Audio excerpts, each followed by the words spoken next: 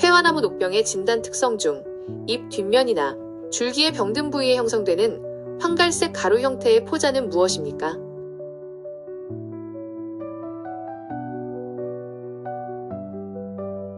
회화나무 녹병 방제에 사용되는 헥사코나졸 수화제는 어느 계통의 살균제에 해당합니까?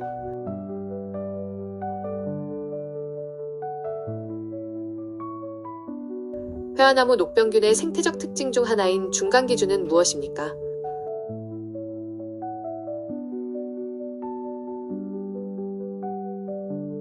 안녕하세요. 여러분 혹시 나무에 생긴 길쭉한 혹, 그냥 아무렇지 않게 지나치신 적 없으신가요?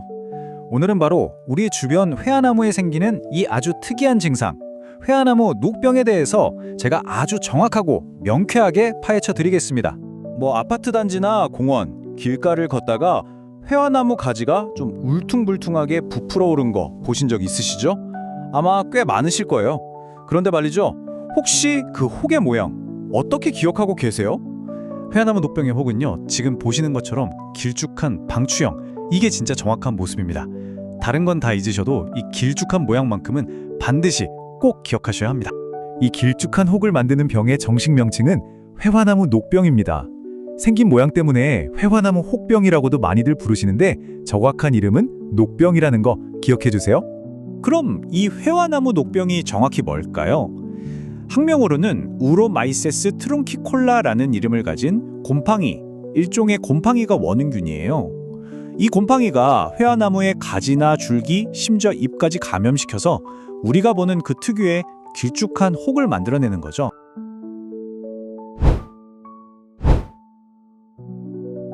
그런데 말이죠. 병징이 어떻고 표징은 또 어떻고 시기발로 나타나는 모습도 다르고 기억해낼 방법이 과연 있을까요?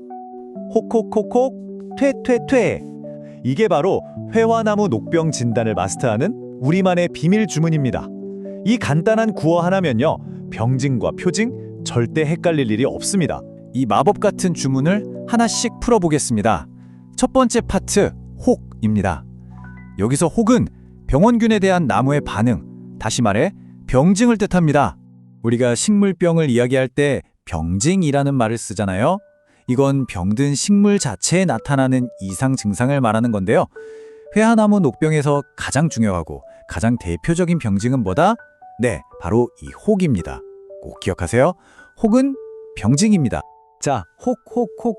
이 네 개의 혹이 의미하는 바는 이렇습니다. 첫 번째, 가지와 줄기에 길쭉한 혹이 생겨나죠.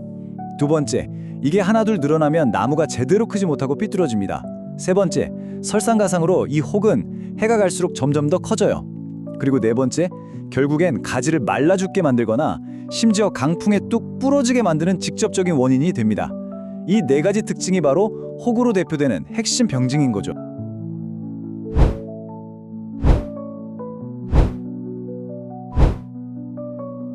그렇다면 이 병원균 도대체 어떻게 살아가는 걸까요? 여기서 아주 흥미로운 특징이 하나 나옵니다. 바로 다른 어떤 나무의 도움도 필요 없이 완벽하게 자급자족이 가능한 녀석이라는 점이에요. 이 슬라이드를 보시면 그 차이가 확 느껴지실 텐데요. 예를 들어 우리가 아는 소나무 혹병 같은 다른 녹병들은요, 자기 인생을 완성하려면 소나무에 살다가 참나무로 옮겨갔다가 이렇게 두 종류의 나무로 오가야만 하거든요. 그런데 회화나무 녹병균은 완전히 다릅니다. 다른 나무 도움 전혀 없이 오직 회화나무 한 종류의 몸에서 평생을 다 보낼 수가 있어요. 바로 이 점 때문에 회화나무 녹병이 우리 주변에서 쉽게 사라지질 않는 겁니다. 중간 숙주가 필요 없는 동종기생성 균이라서 회화나무만 있으면 어디서든 혼자서 번식하고 퍼져나갈 수 있는 거죠. 정말 독특하고 집요한 생존 방식 아닌가요?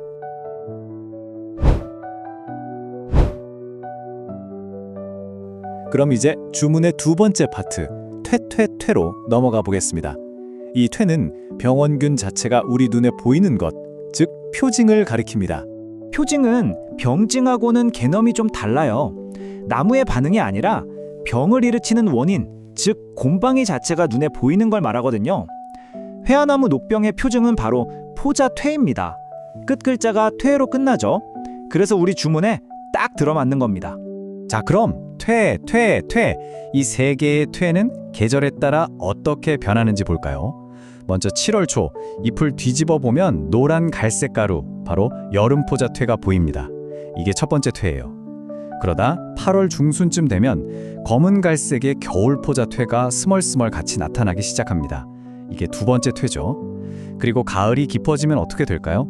여름포자퇴는 사라지고 겨울포자퇴만 꿋꿋하게 남아서 추운 겨울을 버텨냅니다. 이게 세 번째 퇴의 모습입니다. 정말 드라마틱하죠?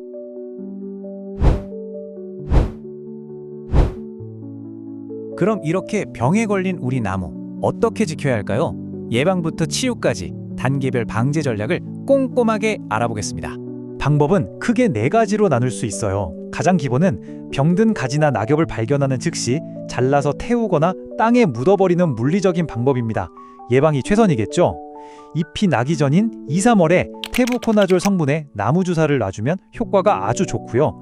이미 병이 시작됐다면 잎이 핀 후부터 헥사코나졸 같은 약재를 뿌려줘야 합니다. 물론 평소에 비료 잘 주고 물 잘 줘서 나무 자체를 튼튼하게 키우는 것도 정말 중요하고요.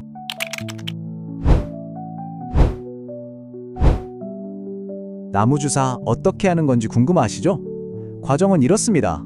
먼저 나무 줄기에 드릴로 구멍을 뚫고 거기에 약재를 주입합니다. 나무가 약 20분 정도 약을 쭉 빨아들이도록 기다렸다가 마지막으로 구멍난 상처 부위가 잘 아물도록 도포제로 싹 막아주면 끝나는 거죠. 그런데 여기서 정말 중요한 점이 하나 있습니다. 회화나무는 다른 나무에 비해서 약재가 지나가는 통로가 좀 좁다고 해요. 그래서 비전문가가 어설프게 시공하면 효과도 떨어지고 나무에 상처만 남길 수가 있어요. 그러니까 이 문구처럼 나무 주사는 꼭 전문가의 도움을 받아서 제대로 설계하고 시공하는 게 안전하고 효과적입니다. 그리고 몇 가지만 더 기억해 주세요. 애초에 혹이 있는 어린 나무는 사오거나 심지 않는 게 최선이고요. 제가 아까 강조했죠. 겨울, 잎이 다 떨어졌을 때가 병든 가지를 찾아내서 잘라내기 가장 좋은 시기니까 절대 놓치지 마세요. 그리고 만약 매년 병이 너무 심하게 발생한다면 좀 안타깝지만 아예 다른 종류의 나무로 바꾸는 것도 진지하게 고민해 봐야 합니다. 자, 이제 모든 설명을 마쳤습니다.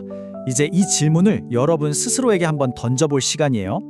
여러분이 매일 지나는 길가의 회화나무, 우리 아파트 단지와 공원에 서 있는 저 회화나무는 과연 건강할까요? 오늘 저와 함께한 내용을 바탕으로 이제 주변의 나무들을 한번 유심히 살펴보세요. 둥근 밤알 모양이 아닙니다. 길쭉한 방추형 혹을 찾는 겁니다. 이렇게 정확하게 관찰하고 빠르게 조치하는 것, 이 두 가지가 우리 곁에 소중한 나무를 건강하게 지키는 가장 확실한 첫걸음이 될 겁니다.